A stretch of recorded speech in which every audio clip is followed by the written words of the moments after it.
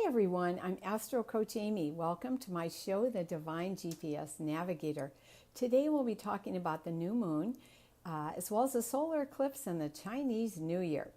These are happening in the air sign of Aquarius on February 15th at 1:05 p.m. Pacific Standard Time. And the solar eclipse is a little quieter time than the lunar eclipse, and it's when we plant the seeds of intention for the new cycle. But it's not only for this coming month. Remember, the eclipse sets the tone for the next 6 months. And it's also useful to think back on what happened in your own life in August of last year, which was our solar and lunar eclipse as well. What chapters might have opened and closed? What are you still working with? So that you can plant your seeds for the new intention and really be able to manifest wonderful new things as you begin this new cycle. And then you can reflect back this summer as we begin our next set of eclipses.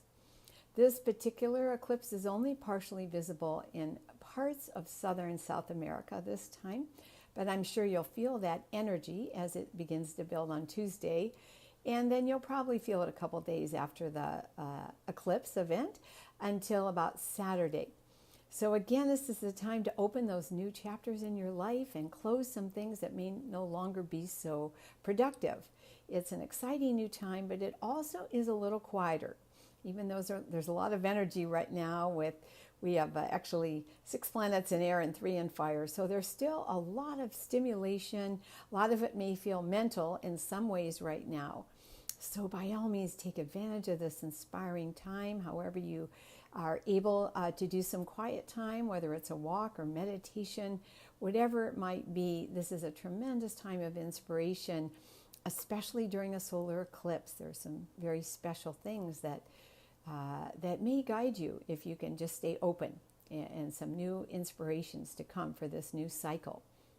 This particular new moon is special because not only the sun and moon, but Mercury, Venus, as well as Neptune, and there's an asteroid called Juno, and they're all in the sign of Aquarius.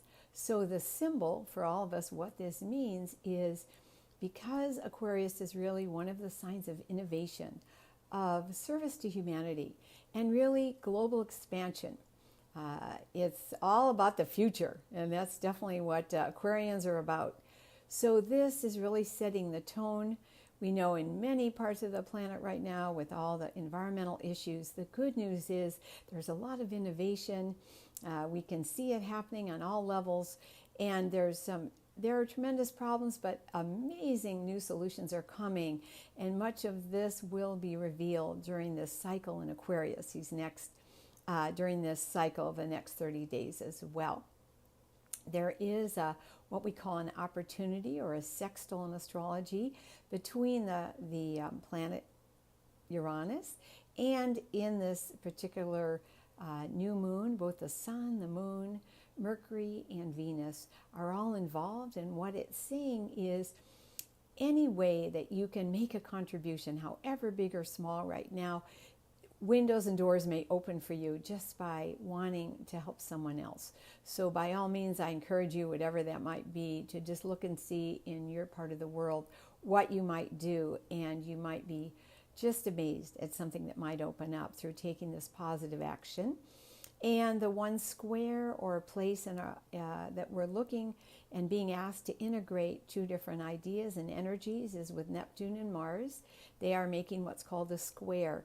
So the ideas for those of us, no matter however you feel about your own spiritual or religious belief, with Mars there, it's also saying, how can we also feel free to feel that connection, express ourselves, and go beyond just the very physical aspect of intimacy? How can we really respect one another, give each other the freedom needs, and also be able to express our needs if you're in a personal relationship? How can you do that and feel some balance and also a sense of spiritual connection, rather than just feel that everything is purely physical right now? Now, as we begin, I've done in the last few shows, I'd like to talk a little bit about the sun in Aquarius, and some of you might even have some other planet there that you don't know, so that you can use this powerful energy for the next 30 days in your own life. Now, Aquarian, as I said, it does rule all kinds of futuristic endeavors, technology, even metaphysical healing. And so these are people that are often forward thinkers, but because Saturn and Uranus rule the sign of Aquarius, it's interesting that there are often two distinct types. Some are the very kind of futuristic, a little more unconventional, and there are those Aquarians who are a bit more traditional, but always interested in some type of service. In the world of career, Aquarians often find themselves, again, in technology. They're often writers. They may also be involved in metaphysical healing, and there are also many people involved in theater and film that are Aquarians as well. For Aquarians, they tend to be fairly friendly, and as I mentioned, they are often interested in some type of contribution, whether it's in the community or the global community. And for them, Aquarians have part of their challenge is learning how to really maintain that emotional intelligence, so that if they're under stress, there's a big tendency to want to just revert to their mind and disconnect emotionally. So that's something they're working with.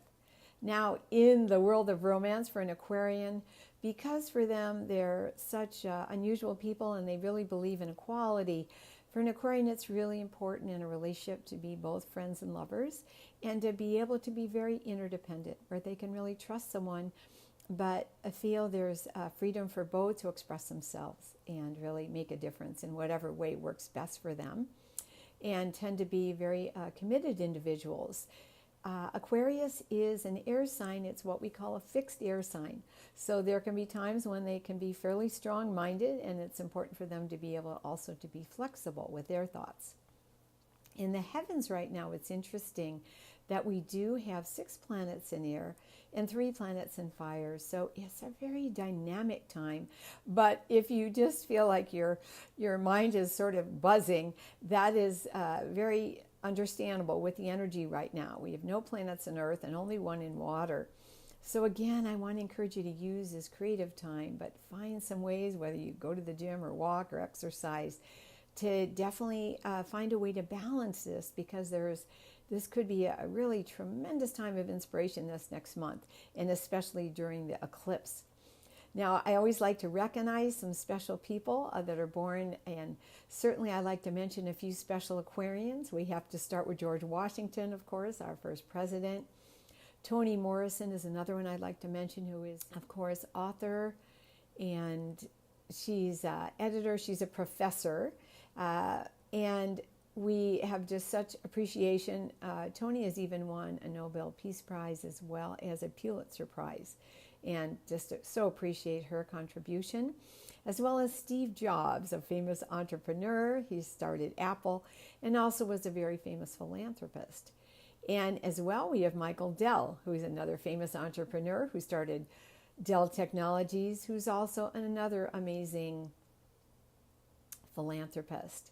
And last but not least, we have 2 people in the film industry. We have Mr. Ron Howard, who's a renowned actor, director, producer, and also his daughter, Dallas Bryce Howard, is born just the day after him. And she also is not only an actress, but also has done some producing and directing. So we're very appreciative of all these tremendous Aquarians and all their contribution that they've made to us. So I want to encourage all of you, as I've said before, please maintain your connection with your divine source. We know there is all kinds of media, and it's easy to go up and down emotionally and mentally just listening to the news every day. So please stay connected to your divine source. This is a wonderful time to be in nature, depending on where you're living, and realize that just tremendous things are opening and transforming right now. I want to encourage you, as I try to practice myself each day, to maintain that attitude of gratitude and to celebrate my progress each day as well. I'm so happy you joined me. I wish you a wonderful eclipse. Please, write down those intentions so you can celebrate your progress in 6 months. Please feel free to contact me at my website, astrocoachimi.com. And thanks for joining me at Divine GPS Navigator.